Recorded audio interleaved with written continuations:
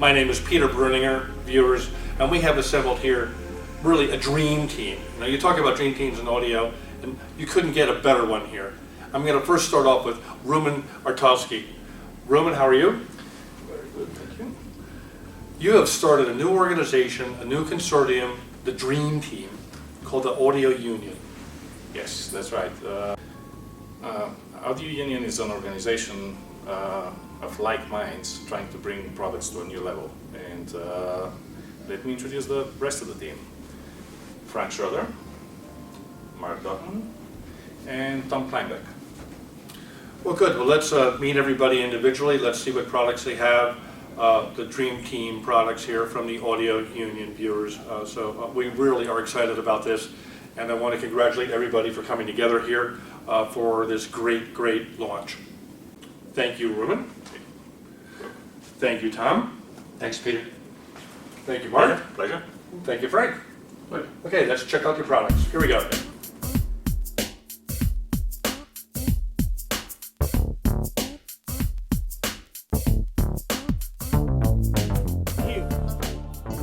Okay, let's kick off with the team leader. Hi, Peter. Well, Thrax is already familiar to some of your viewers. Let me introduce the products that we are presenting at the moment. This is the Lyra speaker, which was introduced last year, actually this year at Expono, for the first time in the North American market.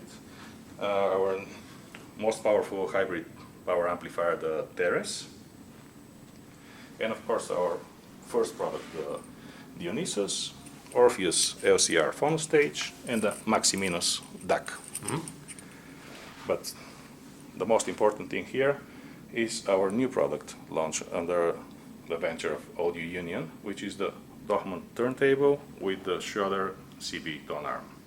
I would suggest you get the guys to explain you everything about it. Okay, let's bring Mark in. Viewers, I'd like to introduce you to Mark Dohmann. Mark, you're one of the preeminent designers in high-performance audio. You've been designing turntables since 1982. That's Am I correct. correct? Yep. That's a long time. Yeah, it feels like it. I'm actually here with a new turntable. It's part of the Audio Union family of products. This is the Dohmann Helix 1. It's a belt-driven turntable, and it features a number of innovations. People have been very interested, for instance, just looking from the outside, that this platter doesn't appear to spin. That's actually an acoustic shield for the side of the platter. We're trying to minimise the amount of acoustic interactions with the product. We can't, of course, shield the top of the surface of the LP. You have to play that. But the turntable also has the facility to handle two tone arms. In this case, we're offering the CB tone arm from Frank Schröder, which is a new design of Frank's, which is harmonising well with the Helix 1 turntable. And this arm here is actually a special arm that Frank's developed for Oswald's Mill Audio, and he's showing it here for the first time in public, and we've been enjoying listening to it here at the show at RMAF. Okay. The turntable has 33 and 45, which one would expect. But one of the interesting features is it's a very low frequency suspension system, and what that's designed to do is isolate. For instance, if we were to play a record, which I could put a needle in the groove, lower the arm, I can shake the infrastructure violently and the tone arm does not miss track. The cartridge just continues tracking through. So the turntable is exceptionally well isolated from footfall and, for instance, installations where people have a small attic in an old house and there's old wooden floorboards, and they might be used to tiptoeing around their turntable, and if kids run into the room, the needle jumps and so on. So we tried to come up with a design that would completely ameliorate those effects and give people the confidence to have a turntable on normal furniture. They might have a beautiful antique table they want to use. This turntable is pretty much immune to the industrial and other noises that can be generated in a house or other environments. That includes concrete floors, by the way. Interestingly, the technology inside comes from a company in California called -K, and they specialise in presenting isolation bases for electron microscopes and also other scientific equipment. So they're very well respected in that field. What we did is it's not just a turntable sitting on a -K, it's actually the turntable is fully integrated. The -K offers a low frequency isolation, but the higher frequencies are crossed over mechanically into a brand new chassis design. The chassis design technology actually goes back to the work of Ernst Chladni in the 1700s.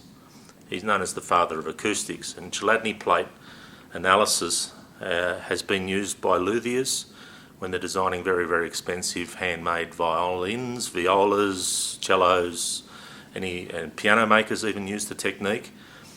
These days we can actually also do that work in software, but it's actually a physical way of checking the vibrational performance of a surface. You can look it up on YouTube. It's spelt Chladni, Chladni, and there are many videos there showing how these techniques are used. We use this in the turntable to provide very, very special mounting areas for the infrastructure like the motor, the bearing and the tone arms. And we believe that's lowered the noise. That principle, we've given it a name of micro-signal architecture. So the idea is that not only electrically but also mechanically, everything's been done to suppress noise and interference from the external environment. So I was able to work with the Kleinbeck brothers from EnKlein as part of the Audio Union team.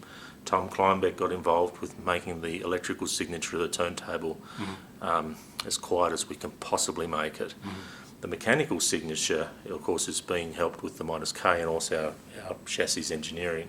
So we believe that we've established a new benchmark in performance for low noise and getting rid of muddiness in the bass. And there's no difficult systems to operate. It's very, very easy to operate and install. So yeah, we're very, very pleased with the result. Well, it's surely an intriguing design. We were first sold it in Munich, and we're seeing it here today, and I have had my hands touching it and moving it as the needle doesn't move. I'm a big believer in lowering the noise floor in turntables. I have a suspended floor in my listening room, and I know Most of us have houses with wooden floors. a lot of us do. You know, so, A lot of us do. And yeah, that's what it's designed to do, is just forget about having to rebuild your house. And I've seen people cut holes in floors and put new stumps in, and you know, many thousands and thousands of dollars of modifications to their house, or bolting things to the wall, and you know, they all work, you know, to try and help, but you don't have to worry with the Helix one. It's set and forget. Well, very good. Thank you, Mark Dohmann, for bringing to market the Helix one, and let's introduce Frank Schröder, who provides a beautiful tone arms. Here we go. Thank you, Peter. Okay, thank you very much, Mark. All right. Some of you might have seen my face at various audio shows. I'm usually in charge or responsible for the part of the playback that involves tone arms, sometimes cartridges, sometimes turntables. Here, I'm very, very happy to find one of my products on Mark's turntable, because I think we're on the same page when it comes to many design principles, among them what was talked about before, the isolation of any external, extraneous energy forces acting upon the system. The cartridge is a motion sensing device, be it of any type you can think of, and it cannot differentiate between being moved from an outside force or the cantilever being moved through tracing the groove. In other words, you want to keep everything and anything away from the cartridge as it traces the groove to make sure that the fidelity is unharmed, unscathed. So in order to achieve this, this arm features a number of somewhat unique design principles incorporated into it. What most people will find kind of unusual is that they're looking at a tone arm that has a low slung counterweight, but it is not what you would usually think. A lot of people ask me, is this a unipivot arm? No. It's a principle that involves captive bearings, ball bearings that are preloaded in a different way to achieve unprecedented low friction and stiction figures. Typically, it is less than 2 milligrams that are required to displace the arm consistently, not just arbitrarily, and the mass distribution on the arm makes sure that no external force can actually cause the cantilever to see any deflection. So in order to have a system where shaking the table or any air pressure variations causing the arm to move is prevented, the design makes sure that everything, all forces concentrated on it, will be focused on the central bearing point, not causing the arm to be deflected in any way, shape, or form. Some of the things you've not seen in any of my arms before, carbon fiber used as a material for the arm wand. I'm normally not a big fan of it for a variety of reasons, but here we've come up, partially with the help of Dohmann, with a solution that provides incredible structural integrity. Bending torsional forces required to move this in any way, shape, or form would be, I mean, magnitudes higher than what you could actually pick up with very sophisticated measuring devices. But at the same time, the negative aspects of carbon fiber are not being taken into account, but they're avoided by having a guiding tube inside that has a super low dielectric constant, and also make sure that there are no air column resonances to develop because of the small internal diameter. The arm features interchangeable cartridge mounting plates, so you could change the effective mass of the arm without having to buy a new one or exchange the entire arm wand. There are several interfaces that are part of the design that allow the user to optimize the setup for a particular cartridge. It's not to say that the arm has to be optimized for one particular cartridge, but you can tailor the outcome ever so slightly. It's like putting a different mat on there. If you change the torque on some of the screws, as much as changing the torque with which the lower part of the counterweight, you see that it's a two-part I do see. connected to the upper part. There's an O-ring, a compressible O-ring in there, will change the coupling of mass to the rest of the structure, and therefore the damping. It's an anti-resonator, very simple principle, actually. And Frank, what about the anti-skating? Yes, the arm does feature a skating compensation, which is not obvious to the naked eye, but internally there's a magnetic circuit and a screw accessible from right where the arm lift bar is that acts upon it. At its end it carries a magnet, and there are opposing magnets on the other side. So you can adjust the arm to compensate for skating. Obviously, that's one of the features I wouldn't want to be without, particularly with modern cartridges. In addition, speaking about modern cartridges, some of them are rather temperamental in terms of the vertical tracking force. There is a very small window at which they perform best. Yeah, you need a So you very have fine tune. a very fine tuning, Yeah. finely threaded 0.5 millimeter thread tuning weight, which allows you to change the tracking force by about plus minus 0.15 grams without having to shift Yeah, or move perfect. the Perfect. big one.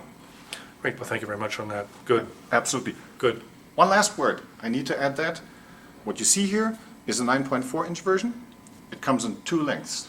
11.1, 282 millimeters effective length, which is a quote of classic tone arms from the past, like Micro MAX 282 and some Audio-Technica studio arms. So it's not a full 12 length, but 11.1 inches. And I find that to be a very good length to work with some of the larger turntables without having to go as long as some people would like it.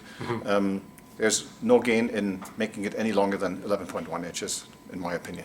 So, other than that, there's not much to say besides the fact that the wiring harness features, again, sorry for using the word again, an unprecedented low capacitance figure. It's typically a little more than 22 picofarads if you don't connect the ground or shield, and a little more than that. Symmetrical all the way through, no additional contact points. The wiring used is high purity, long crystalline copper cryode, so we're taking great care in keeping all the losses associated with wiring at an absolute minimum.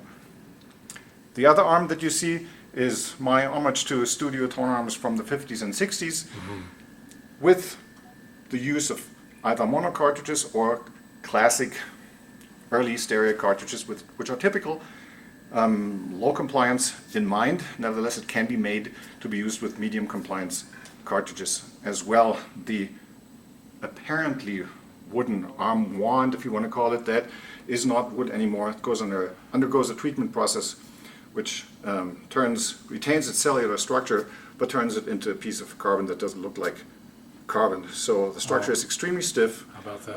And is impossible to mimic through man-made methods. It's then impregnated so that, not to avoid any negative influence by, let's say, humidity or temperature, but in order to optimize the internal damping. And we have a very low resonant structure, and at the same time, the friction of the bearing system is extremely low once again, due to the use of a new, well, I wouldn't call it new principle, but it's a dual pivot, if you want to call it that, that the features of which will be revealed a little bit later, if I may say so. Well, very good. They are surely impressive looking tone arms. I like the technology, and I like what you just described about the counterweight, where you can actually adjust the tension between the lower and the upper part. There must be an elastometer of some type in between, and then I understand the resonant frequency change of the tone arm. Everything changes everything, viewers. And the look of a classic arm, a vintage arm, but manufactured with today's technology to give you the look of yesteryear. How cool is that? That is so cool. Thank you very much. Sure. Frank My Schröder. pleasure.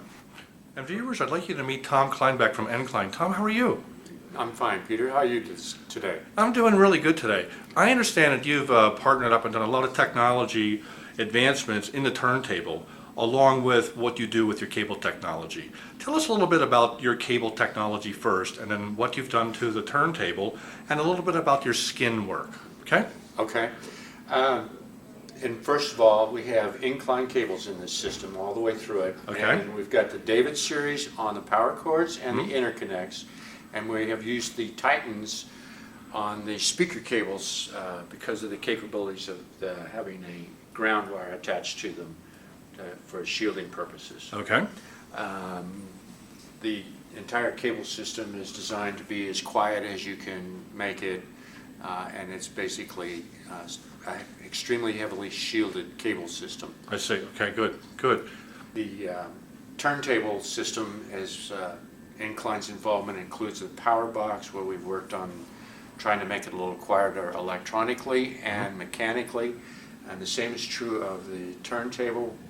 I worked with Mark on the suspension system to try to make it a little quieter. There's a series of plates in there that perform different functions, and the plates are designed to dissipate energy from any vibrations that may enter away from things like the tone arm suspension and the spindle for the platter. And we went to quite a few months and iterations of trying to get it in perfection. Along with that, you've been incorporating a newer technology over the past year or so. It's an interesting skin that you have on the Right, connectors. we use a system designed to control the EMI and RFI entering a cable system. We call it EMIS now. It is basically a way to keep bad stuff from getting into the cable, coming out of the cable and interfering with other cables. And the idea is to try to get a cable that is ultra quiet and nothing will interfere with it. Well, that's not really the case. There's always something that's big enough. But we've perfected this enough to the point where it's fairly quiet. Good, good. Well, thank you very much. Tom Kleinbeck from EnKlein.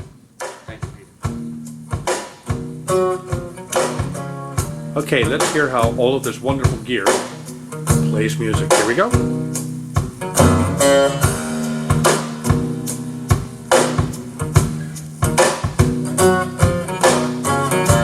How did I get so far gone? Where do I belong? Where in the world did I ever go wrong? I took the time to replace what my mind erased. I still feel as if I'm here, but I'm gone.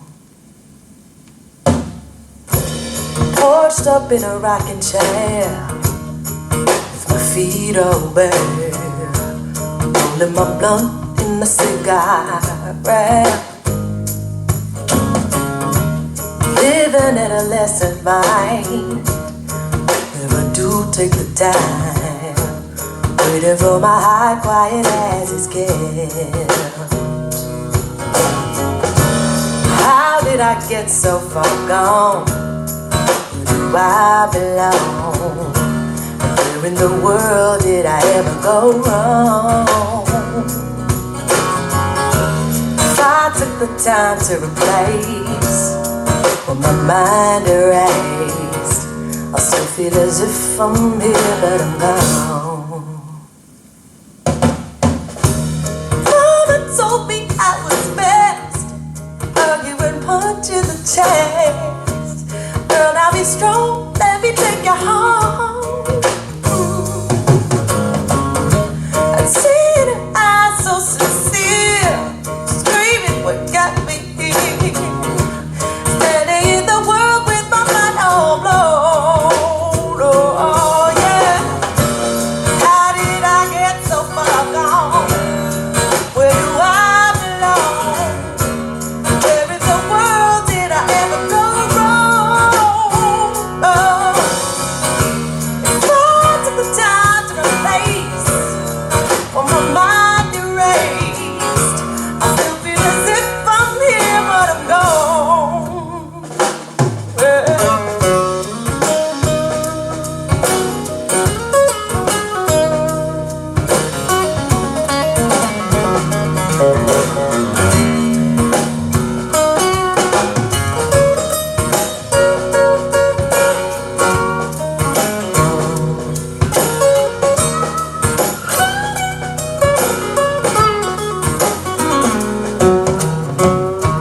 I do nothing but waste my time, leaving the world behind, smoking my soul just to keep me high. Around the boys I played my part rough, keeping myself tough enough. Never to cry, don't really wanna die. How did I get so far gone? Where do I belong? Where in the world did I ever go wrong?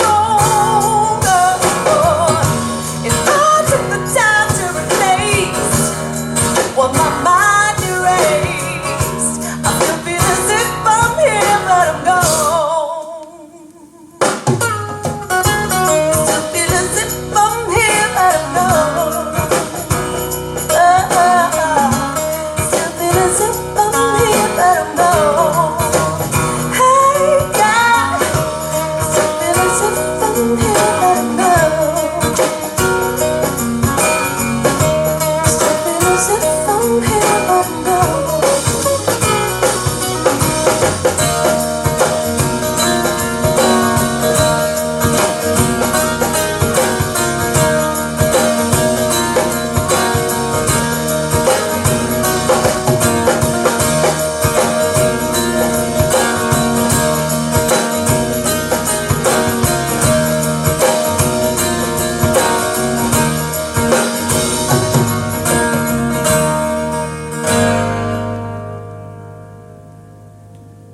Outstanding detail, big presentation. We have a room with a lot of reverb in it, and it really cut through the reverb.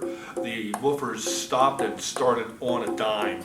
You could hear it, viewers. You could hear it if you're sitting here, and you can hear it through YouTube if you're watching in 1080p. So again, an outstanding presentation here, superb sound. You are there imaging from Dohmann, Thrax, EnKlein, and Schröder. What a great team. Great team from the Audio Union. You've seen it here first.